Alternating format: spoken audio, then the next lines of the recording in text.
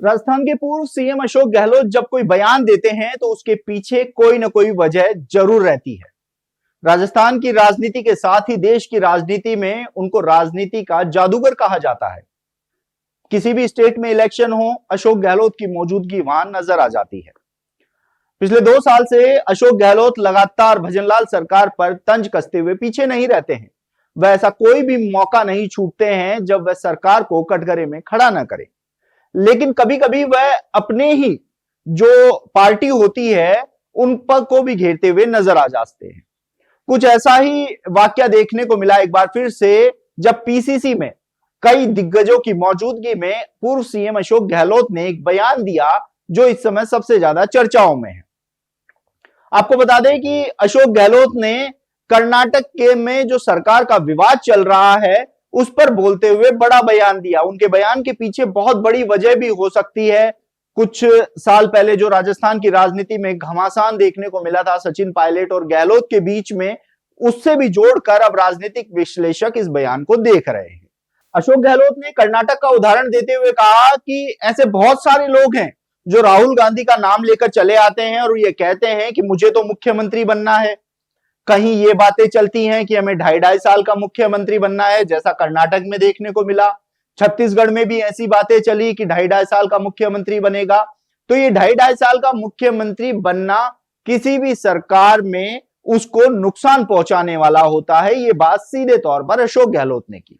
हालांकि उनका जो बयान था वह अपनी ही पार्टियों के विरोधियों पर एक तंज के रूप में देखा जा रहा है कि उनकी पार्टी के जो विरोधी होते हैं वह किस तरीके से अपना एक पूरा डेकोरम बना लेते हैं, अपना एक पूरा आवरण बनाकर चर्चाओं का बाजार गर्म कर देते हैं।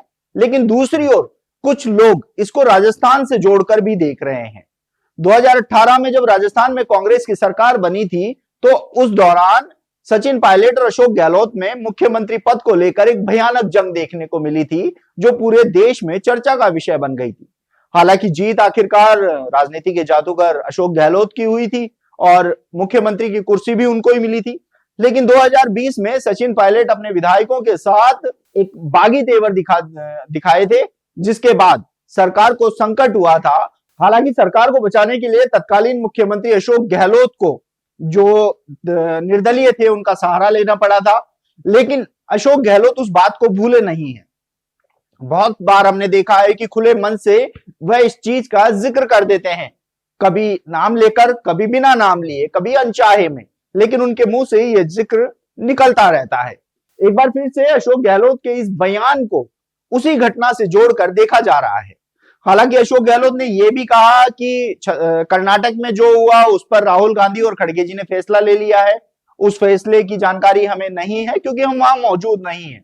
गहलोत साहब ने अपनी बात को संभालने का काफी प्रयास किया, लेकिन उनका बयान न सिर्फ कांग्रेस पार्टी के जो लोग हैं उनको विचलित कर रहा है, साथ ही उन विरोधियों को भी सीधा सीधा एक मैसेज है कि ऐसे कार्यों से पार्टी को काफी नुकसान होता है। ऐसे में अब देखना होगा कि आने वाले समय में अशोक गहलोत का यह बयान राजस्थान की राजनीति में और कितने सियासी रंग दिखाता है। आप देखते रहिए द नगरी न्यूज। मैं हूं ललित वर्मा।